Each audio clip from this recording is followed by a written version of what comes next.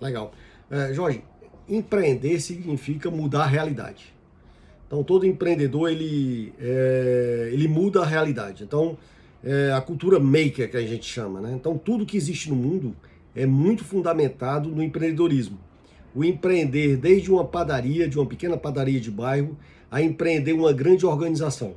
Então, como mentor de várias empresas, de vários empresários, de startups e de empresas que estão já num processo de scale-up, de crescimento, a gente tem acompanhado muitos empreendedores ao longo desse processo. E a gente tem visto que antigamente no Brasil as pessoas empreendiam por necessidade. Ou as pessoas perdiam o emprego, ou as pessoas eram demitidas, ou as pessoas ficavam desiludidas com aquela profissão que atuava. E aí, como tinha necessidade de buscar a sua sobrevivência, elas buscavam empreender. Essa taxa de insucesso era muito alta, né? E isso reflete ainda hoje, às vezes, em dados de pesquisas, que 80% das empresas abertas nos primeiros 5 anos fecham. Por quê? Porque falta um planejamento, falta idealizar o negócio. Então, antes de criar o negócio, como você falou, é muito importante definir qual é o modelo de negócio. Então, qual é o nosso modelo de negócio que a gente vai adotar? Qual o diferencial que esse negócio terá, como eu coloquei no início da fala, para que a gente tenha sucesso? Hoje, a grande maioria dos empreendimentos no Brasil, estou falando isso antes um pouco da Covid-19, depois da Covid-19, com certeza, nós vamos ter uma taxa de empreendedorismo maior ainda, porque são nas grandes crises onde surge a criatividade. E essa grande crise, a necessidade é a mãe de todas, né? Então, gera uma necessidade das pessoas empreenderem, fazerem diferente para buscar sobreviver nessa nova realidade. Então, a gente deve ter, nesse segundo semestre agora de 2020, a gente deve ter uma probabilidade de crescimento muito grande do empreendedorismo. Mas voltando à sua pergunta, quando o empreendedor ele estrutura um modelo de negócio muito claro, a probabilidade disso dar certo é muito maior. Então, assim, muitas vezes a gente vê modelos de negócio ou planos de negócio, como queiram chamar, que não tem definido bem quem é o cliente que você vai atender, qual o diferencial você vai propor a esse cliente, que canais de comunicação tu vai utilizar para encontrar esse cliente, onde esse cliente está, quais são as formas que esse cliente vai poder comprar o teu produto, quais são as atividades chaves desse projeto que você vai conseguir realizar e entregar aquele valor que você está criando para o cliente, quais são os teus parceiros chaves, quem são os teus fornecedores, qual é a estrutura de custo do teu negócio, como é a forma de monetização, como ele vai ganhar dinheiro com aquele novo negócio. Então, montar esse modelo de negócio é muito importante para que esse empreendedor tenha sucesso. É muito salutar quando o empreendedor tem essa consciência de definir um modelo de negócio antes de ir na tentativa e erro. Eu sei que hoje é uma época que eu estou colocando sempre, Jorge, que nós temos que ter muito mais hipóteses do que certezas.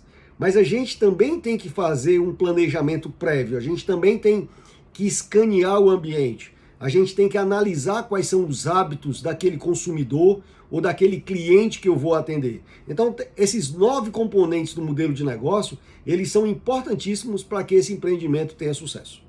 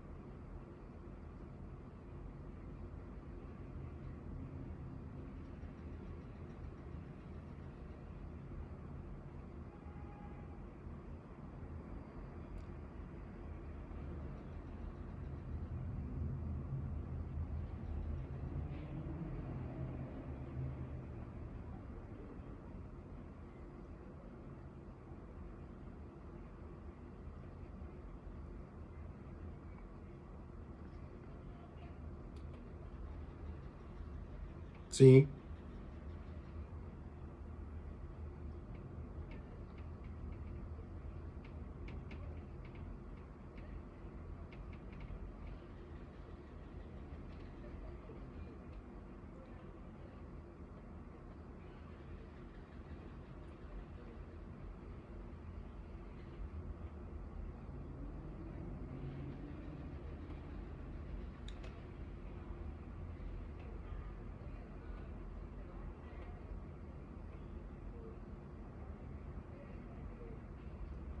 Legal. Um dos erros, Jorge, que acontece não só com os empreendedores, mas também com grandes empresas estabelecidas, é a questão das competências. As pessoas analisam assim, eu tenho esta competência, e esta competência, então eu vou empreender baseado nesta minha competência. A primeira coisa que nós precisamos saber e definir é que a empresa ela tem que ser centrada no cliente. É o que os americanos chamam de Customer Centricity. Então, o cliente é o centro do modelo de negócio. Quem é o cliente que eu vou atender? Quais são as tarefas que esse cliente quer que eu realize para ele? Quais são as dores desse cliente? A gente tem que pesquisar isso, o que é que ele sente de dor, quais são os problemas. Porque a empresa que tem sucesso hoje é principalmente aquela que resolve uma dor do cliente. Então eu tenho que entender que tarefas ele quer que eu faça para ele, quais são as dores que ele tem e qual é também os ganhos que ele gostaria de ter. E às vezes a minha competência não é adequada para aquele momento. Vamos supor que a Fortes Tecnologia ainda utilizasse todos os seus sistemas ainda em servidores físicos e não tivesse nas nuvens ainda. Vocês eram muito bons nisso, e supondo, nós somos excelentes nisso. Mas será que o cliente quer isso hoje? Será que o futuro do cliente é justamente isso? Então, se eu for empreender numa competência que eu tenho muito boa, mas que não é o que o cliente quer hoje, o empreendimento vai ser fracassado. Então, o primeiro passo é a gente definir muito bem quem é o nosso cliente e talvez mais importante de quem é o nosso cliente, quem não é nosso cliente. Esse aqui não é o nosso cliente. Porque às vezes as empresas abrem modelos de negócio, fazem modelos de negócio e não definem muito bem quem é o cliente e também quem não é cliente dessa empresa. Para não ter a síndrome que às vezes a gente chama do passeio no shopping, né? Às vezes o empresário do varejo, ele está com a loja no shopping e aí vai tomar um café no shopping e vê uma loja vendendo muito aquele produto. E aí diz, eu vou comprar esse produto e botar na minha loja também. E aí ele vai, no outro dia, ver outro produto que está vendendo em outra loja, com outro público totalmente diferente, aí ele traz também para dentro da loja dele. E aqueles produtos ficam encalhados, não vendem. Por que que não vendem? Porque a proposta de valor dele, o cliente dele não vai procurar aquele produto na loja dele, porque ele não fazia parte do modelo de negócio dele. Então tem que ter esse cuidado. O primeiro passo é definir quem é o teu cliente e quem não é teu cliente.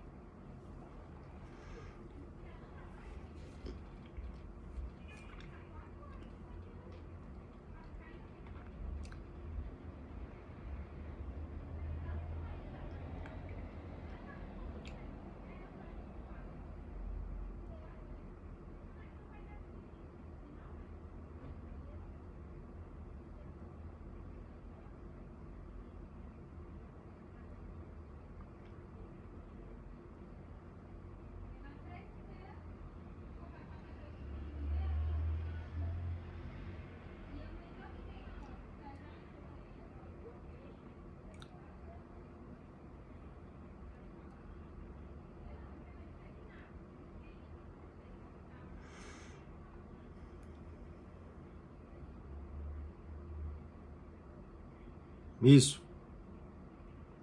Nesses 30 anos, Jorge, que eu venho acompanhando empresas pequenas, médias e grandes empresas ao longo desses 30 anos, a gente tem visto o que dá certo dentro de organizações, o que não dá certo dentro de organizações, como as pessoas trabalham e como geram resultados, né? Então a gente tem visto muito isso dentro de várias empresas. E assim, como você falou, isso vale não só para quem está iniciando o empreendimento agora, mas para empresas estabelecidas que precisam também empreender e construir um novo horizonte. Porque tem muitas empresas que elas estão focadas no seu core atual e estão esquecendo as mudanças de hábitos que estão acontecendo no seu segmento e que vão impactar diretamente os seus negócios. Então você tem que ter isso. E dentro dessa metodologia, a primeira coisa que você tem que fazer, depois de descobrir e definir quem é o teu cliente, o que é que ele quer que você faça por ele, quais são as dores dele, quais são os ganhos que você quer, que ele quer que você proporcione a ele, você tem que definir qual é a tua proposta de valor, como você vai captar valor, como você vai extrair valor, como você vai criar valor. Então o valor pode ser até de uma padaria. Eu monto uma padaria, mas qual o valor que eu vou proporcionar para o meu cliente essa padaria? Porque padarias, existem padarias e padarias, né? Existem empresas de contabilidade e empresas de contabilidade, existem consultorias e consultorias, existem todos os segmentos. Mas qual é o diferencial que eu vou proporcionar para que as pessoas possam trazer o meu valor? Uma coisa interessante é que, assim, lá nos Estados Unidos, em Nova York, em um dos bairros, tem uma lojinha pequena que ela saiu naquele filme, naquela série Sex and the City, e ela é Magnolia Bakery. A Magnolia Bakery, ela começou a ter sucesso em 2008, Jorge. Em 2008, você sabe que várias empresas quebraram com aquele período de crise que nós tivemos lá, né, do subprime americano, e nos Estados Unidos foi muito forte a quebra de empresas, e a Magnolia Bakery começou a ver que não tinha mais insumos para fazer os pães que ela fazia. Então foi o que eles fizeram, pegaram os pães velhos, e fizeram daqueles pães velhos uma massa e começaram a fazer aqueles bolinhos, aqueles cupcakes. E aqueles cupcakes, então, que era de um fracasso, de uma falta de recurso, começou a várias pessoas a irem comprar aquele cupcake e se transformou na Magnolia Bakery, né? Hoje um ponto de atração turística de Nova York. Então, para você ver que às vezes uma dificuldade, uma crise como a gente está vivendo nesse momento é uma grande oportunidade para empreender e criar valor. Então, esse é o segundo grande passo. Depois de criar valor, nós temos que atrair clientes para esse valor. Não adianta eu ter valor como um profissional, pode ser um advogado, uma empresa de advocacia, uma empresa de serviços, uma indústria, uma empresa de alimentos, uma empresa de tecnologia, qualquer área. Não adianta eu ter o valor se as pessoas não conhecem aquele meu valor. Então, só que, neste momento que nós estamos vivendo, nós temos que, irremediavelmente, ter esse marketing tanto físico quanto o marketing online. Porque antigamente as pessoas diziam assim, Eduardo, onde você comprou isso aqui? Né? Eu chegava às vezes para minha avó, para minha tia, e perguntava, vovó, onde foi que a senhora comprou isso? Ah, meu filho, comprei na rua. A rua é o mundo, a rua, né? A rua é o mundo, mas qual loja foi, né? Então hoje acontece muito isso também. Você chega para um amigo e pergunta, pô, onde foi que tu comprou isso aqui? Comprei na internet. Pô, mas a internet é um mundo. Então se você não tiver, né, uma estratégia de posicionamento forte na internet, forte nas mídias sociais, no online, você não vai conseguir atrair esses clientes para você. Então eu vejo hoje muitos empreendedores com dores nessa Covid-19, nessa crise da Covid, porque as dores que as empresas estão sentindo hoje são coisas que elas deixaram de fazer no passado. Então, muitas coisas que deixaram de fazer no passado estão sentindo a dor hoje. Como, por exemplo, um amigo meu que faz cursos presenciais em Goiânia, e ele dizendo que não tinha seguidores, não tinha rede social, porque ele nunca achava que ia precisar e não gostava disso. E ele dizia assim, puxa vida, Eduardo, agora eu não estou vendendo nenhum curso meu, porque ninguém quer fazer curso presencial, né? Tá até proibido, mas eu também não tenho seguidores, eu coloco minhas coisas na internet e ninguém visualiza, ninguém vê, ninguém compra. Por quê? Porque ele não tinha esse processo de marketing. Então, criar valor, atrair clientes. E depois de atrair o cliente, você tem que converter esses clientes que você atraiu. Então não adianta você ter atração, você ter várias pessoas lá clicando, por exemplo, no marketing online, no teu site ou naquela promoção que você fez lá no teu Instagram, mas se não está convertendo em vendas. Se não está convertendo, você tem que analisar por que não está convertendo, para que você efetivamente possa converter aquilo ali. E depois da venda efetivada, você tem que entregar esse valor. Se você não entregar esse valor e não ganhar dinheiro nessas 4 operações, criar valor, atrair clientes, vender e entregar o valor que você prometeu, né? Você não ganhar dinheiro com isso, o empreendimento não vai prosperar. Então você tem que ter muita atenção com esses 4 pontos aí.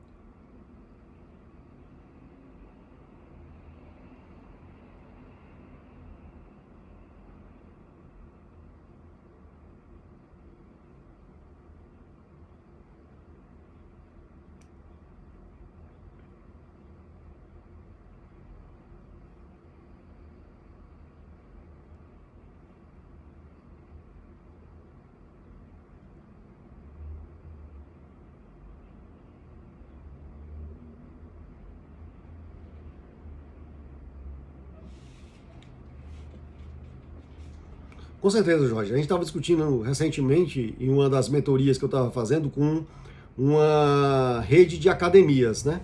E ele dizendo, Eduardo, como é que eu faço nessa volta agora, onde já tem uma tendência de algumas cidades que eu atuo, começar a liberar as academias? Eu digo, rapaz, olha, a principal coisa é você identificar quem são os personas da tua academia. Porque existem pessoas que vão para a academia, não é por idade, aquela segmentação que se usava antigamente, de idade, classe social e tal e tudo mais, isso é totalmente ultrapassado, já não se usa mais isso. Porque é por grupo de interesse, Jorge. Então, quais são os interesses em comum que aquelas pessoas têm? Então, por exemplo, eu posso ter um praticante da minha academia que tem 60 anos que está buscando saúde. E eu posso ter um rapaz com 30 anos que está buscando também saúde. Mas eu posso ter um rapaz com 30 anos que está buscando ter um físico para impressionar as meninas. E eu posso ter um cara com 60 anos que também esteja buscando um físico para impressionar as meninas, para parecer jovem. Então, assim, quais são os grupos de interesse que nós temos? Quais são os horários mais adequados para esses clientes? Então, em conhecer o consumidor, eu tenho que conhecer também os canais que ele utiliza, né? Tanto físicos, tanto os tradicionais como os digitais. Então, por exemplo, que horas o meu cliente olha rede social? A gente tem que gerenciar esse processo. Que horas eu tenho mais impacto, eu tenho mais visualizações? Essa postagem que eu fiz aqui, esse post que eu coloquei, ele teve engajamento, ele não teve engajamento? Então você pode testar dois posts, por exemplo, e ver qual daqueles dois teve mais engajamento. E dizer assim, puxa vida, esse aqui tem mais engajamento do que isso. Então, desde a foto que você coloca na rede social, desde o nome que você coloca na rede social, por exemplo, eu estava essa semana fazendo mentoria para uma empresa de contabilidade. E a empresa de contabilidade, ela botou só assim, no Instagram. Era a logomarca da empresa e o nome da empresa, um nome só. Vamos supor, vamos dizer, Because. O nome do título da empresa era Because. Mas não tinha embaixo se era contabilidade, se era jurídico. Não tinha nada. Então, Because para mim não diz nada, entendeu? E era também um termo em inglês. A palavra que eles usavam era um termo em inglês. E aí embaixo botava, né, lá na característica lá da bio, tinha agência de consultoria de contabilidade. Eu disse, agora eu não entendi mais nada. Agência de consultoria de contabilidade? O que é que efetivamente vocês são? Vocês são uma contabilidade, vocês são uma agência, vocês são uma consultoria. Então, quanto mais claro você deixar para o seu cliente a tua mensagem, desde a foto que você coloca, da qualidade, de uma linha editorial, né, do conteúdo que você proporciona para o teu cliente. Então, assim, psicólogo, advogado, dentistas, eu vejo agora na pandemia, muitos dentistas, Eduardo, eu parei total, o que é que eu faço? Eu digo, rapaz, tu tem tanto conteúdo, tu tem tanta dica para tu dar para os teus clientes, e quem não é teu cliente ainda sobre odontologia, utilize esses canais para que você possa estar em relacionamento com ele. As pessoas sempre confundem rede social com rede de venda. Rede social não é venda. Rede social é relacionamento. É para as pessoas te conhecerem, conhecerem o teu valor, se sentirem atraídas por aquele propósito, por aquele valor que você oferece, e aí sim, depois de confiar, é que efetivamente ela vai comprar. Então nós temos que gerenciar isso. Um dos jornais que eu visitei, Jorge, foi bastante interessante essa visita que eu fiz nesse jornal. Na redação deles, eles são jornal, eles têm televisão, têm várias rádios, né? Então eles têm vários canais de comunicação dentro do grupo. E dentro da edição, que hoje é toda junta, antigamente era separado, era jornal, televisão, rádio, hoje todo mundo está junto no mesmo ambiente e fazendo as mesmas matérias. Quando eu visitei, eles tinham várias televisões mostrando o que estava sendo mais discutido nas redes sociais, no Instagram, outra televisão, outro monitor falava do Facebook, outro monitor falava no Google Trends, quais eram as palavras que estão sendo mais buscadas. Então existem inúmeros apps, existem inúmeras ferramentas baratas, como US$ 60 por ano, coisas US$ 30 por ano, que eu posso utilizar para eu conhecer mais as características do meu cliente. Porque o meu cliente, a mudança de hábito dele é tão forte que as empresas estão sempre ficando atrasadas, estão sempre correndo atrás do cliente.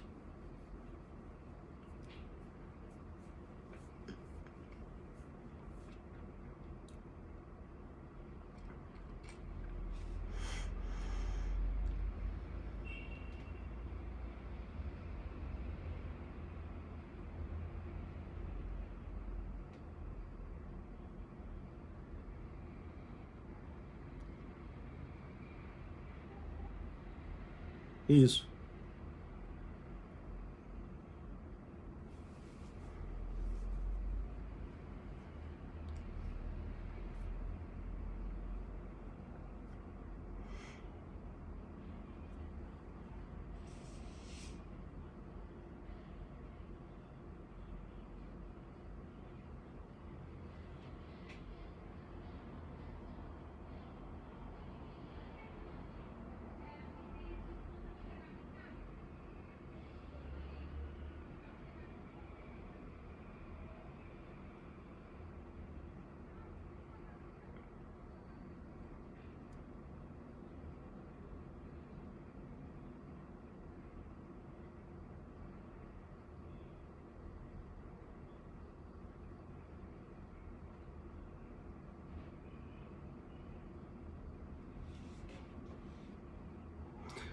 Jorge, essa pergunta é muito interessante. É muito legal porque ela permite que a gente explore um tema que está sofrendo uma grande mudança de paradigma. Então, antigamente nós focávamos muito na concorrência, né? E aí fazíamos até a análise das 5 forças do Michael Porter, quem eram os entrantes, quem eram os novos concorrentes, né? Quais eram as forças dos consumidores, as forças dos fornecedores e tal, a rivalidade interna e tudo mais. Porter é muito legal. O livro dele é fantástico e ele contribuiu decisivamente. Só que hoje nós temos que pegar o livro do Porter e colocar na estante e deixar lá guardadinho na estante, porque essa análise não serve mais, né? Então hoje, com esse mundo VICA que a gente vive, um mundo extremamente volátil, incerto, complexo e ambíguo, os concorrentes surgem de áreas mais inusitadas possíveis, né? E eles afetam o teu negócio que você não esperava. Então, assim, uma Ambev da vida, ela poderia até achar que o projeto dela, olha só, que grande empresa mundial, né? Brasileira e mundial. Ela poderia achar que aquele projeto dela e aquele modelo de negócio dela de volume e escala era ad eterno. E aí ela saiu comprando Quilmes, comprando Budweiser, comprando Stella Artois. Então ela saiu comprando cervejaria no mundo todo. E aí surge a mudança do hábito do consumidor. O consumidor diz assim, não, eu não quero essa cerveja. Eu quero uma cerveja mais personalizada. Eu quero uma cerveja que tenha mais o meu gosto. Eu quero uma cerveja assim. E aí começaram a surgir as micro cervejarias no mundo inteiro e abalar um negócio que estava estruturado. Então ela podia pensar que o grande concorrência dela vinha de quê? Ela vinha de uma outra cervejaria, só que não veio. Surgiu de empresas até, como tem em Curitiba, que nasceram de crowdfunding, né? As pessoas se juntaram para fazer uma cervejaria nova, que atendesse a elas. Então, assim, esse processo, ele muda completamente. E nessa proposta de valor, vamos supor que amanhã, quem está nos ouvindo agora, no Summit aqui da Fortes, diga assim, eu vou contratar uma empresa de ar-condicionado para instalar numa sala nova que eu inaugurei lá na minha empresa. Aí a gente entra nos sites dessas empresas, vai estar lá, melhor preço, melhor atendimento, instalação, qualidade e a última palavra, a mesmice, é tudo igual. Então, putz, é tudo igual, a proposta de valor é tudo igual, quando você vai olhar é tudo igual, é tudo igual. Aí o que o cliente, quando ele não sabe comparar, ele vai comparar o quê? A única coisa que ele sabe. Se estão dizendo que todo mundo é igual, ele vai comparar preço. Então ele vai para o menor preço. Então a proposta de valor tem que ser alguma coisa que dê singularidade à empresa. E onde é que você acha essa grande proposta de valor? No problema do cliente. Quando você propõe a melhor oferta para melhor solucionar aquelas dores que o cliente tem ou fazer aquilo que o cliente tem, aí é onde está a proposta de valor adequada.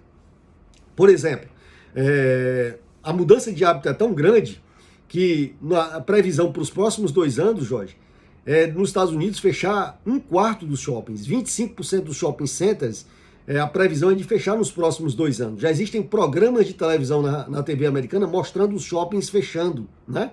Como aquele shopping está sendo fechado.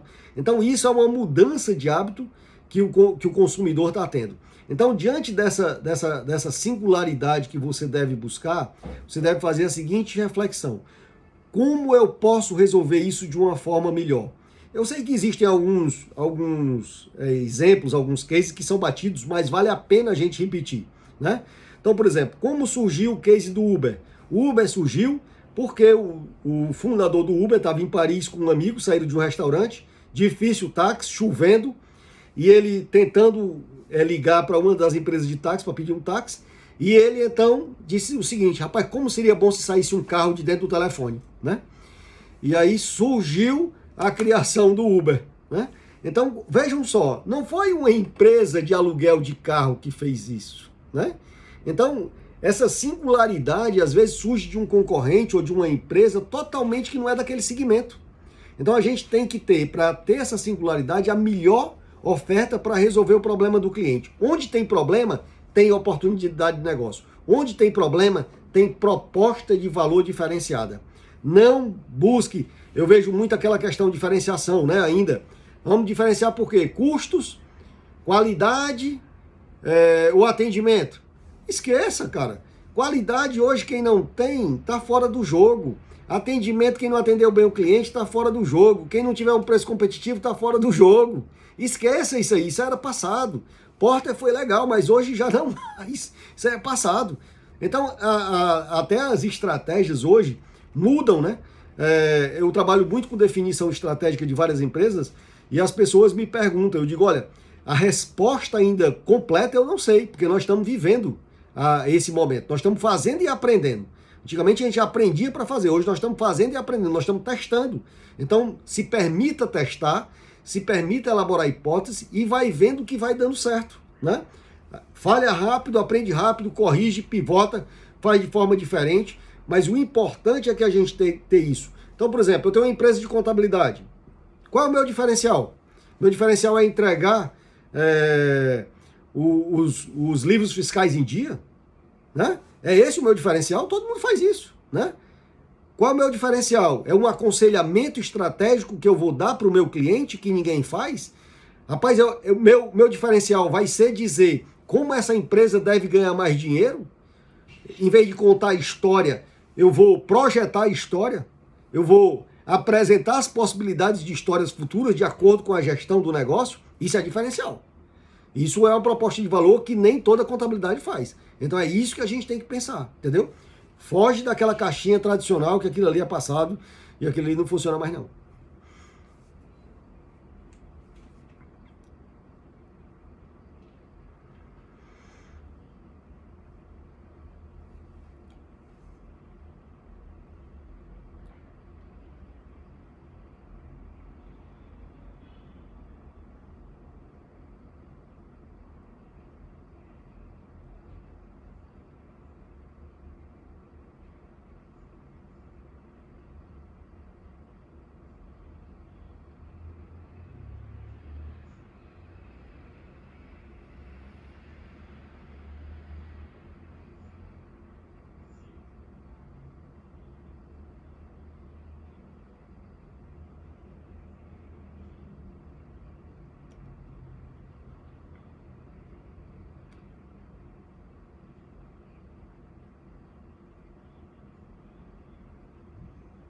Por aí.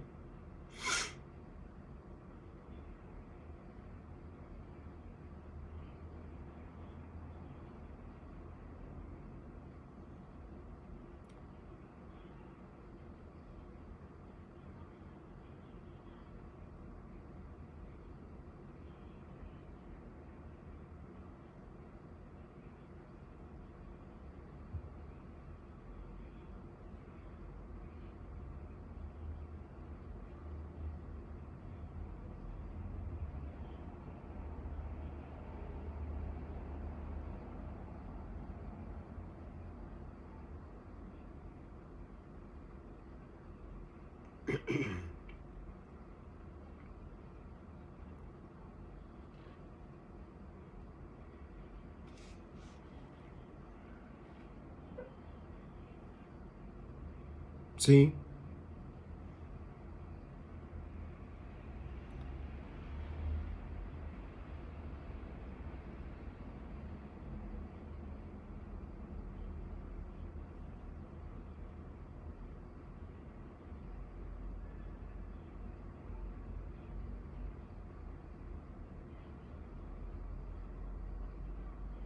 sem dúvida. Faz sentido, Joy. E assim, uma coisa que tem que ficar muito clara para todo mundo é que existem três tipos de inovação, né? Existe a inovação de produto, quando você faz um novo produto. Mas aquele teu novo produto, rapidamente ele é copiado. Rapidamente é copiado. Então aquele teu diferencial é muito momentâneo, é muito efêmero. A segunda grande inovação que você pode fazer é no processo. O processo também é copiado, né? A maior inovação que as empresas podem fazer, e que é mais duradoura e que é mais lucrativa, é a inovação do modelo de negócio. Então, quando eu inovo o modelo de negócio, eu tenho uma perspectiva de longo prazo muito maior do que quando eu inovo só produto ou só processo. Então, analisar o teu modelo de negócio e como você opera esse negócio, né? Quem criou e facilitou muito esse processo a nível mundial foi um suíço, um cara chamado Alex Osterwalder.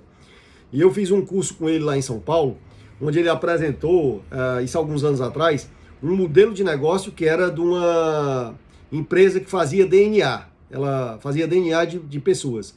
E o grande canal que ela utilizava eram os médicos e os representantes médicos que visitavam os médicos. E esses médicos eram parceiros e ganhavam um alto comissionamento por aqueles exames de DNA. Coletava-se dentro daquelas clínicas, daqueles médicos, trazia isso para um laboratório centralizado. Depois o paciente tinha que vir pegar esse exame de DNA tal, e tudo mais. E ele chegou para esse grupo que estava fazendo esse curso com ele lá em São Paulo e só tinha CEO, CFO, né, CEO de grandes empresas brasileiras e alguns consultores. E aí ele chegou e disse assim: aumentem o lucro dessa empresa em 300%. Tá aqui todos os números da empresa. E tá aqui o overview da empresa toda. E aí nós começamos a trabalhar em grupo e tal. O grupo que tinha aumentado mais, eu acho que tinha aumentado em 30%, 40%. E aí ele, então vocês não analisaram direito o modelo de negócio. E aí ele foi mostrar o modelo de negócio que ele aumentou o lucro da empresa em 800%. Né? 800%. Foi o que ele fez. Ele colocou o exame do DNA um preço lá embaixo. Ele não utilizou mais os médicos, não precisava mais comissionar os médicos, ele não precisava mais dos representantes para visitar os médicos, tudo era feito através de plataforma. Ele credenciou uma rede de laboratórios nos Estados Unidos todo, para que as pessoas fossem, não naquela clínica, mas em qualquer laboratório como nós temos no Brasil, fizesse o exame ia para a central para dar o resultado, e o resultado o cliente acessava através da internet, através de uma senha. Então ele aumentou 800% o lucro dessa empresa, mudando completamente o modelo de negócio. O problema é que muitas pessoas têm medo, muitas pessoas têm um mindset fixo e não permite essa mudança disruptiva. Então você não se permite analisar o teu negócio e está passando, como você colocou agora, por uma grande mudança.